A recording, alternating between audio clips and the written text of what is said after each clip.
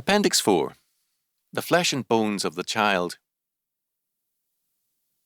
In his delightful autobiography, Dr. A. Nakashian describes his boyhood in Armenia and his schooling.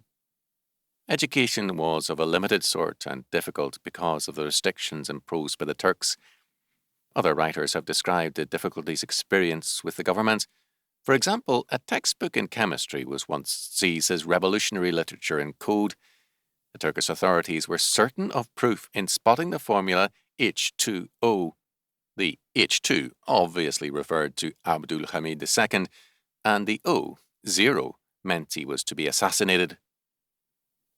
Nakashian's mother took him to school and entrusted him to the teacher with the words, quote, "His flesh is yours, but the bones are mine," end quote. This proverb, commonly used, had a double significance.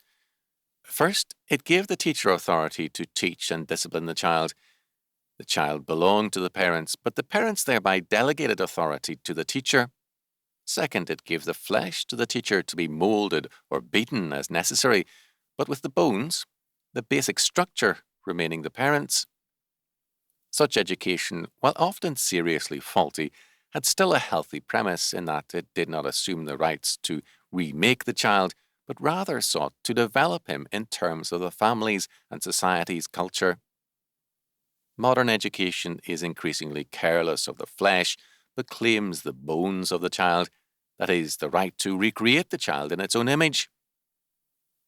When the school is given the flesh, but not the bones, this school serves as a cultural agency and limits its function to education.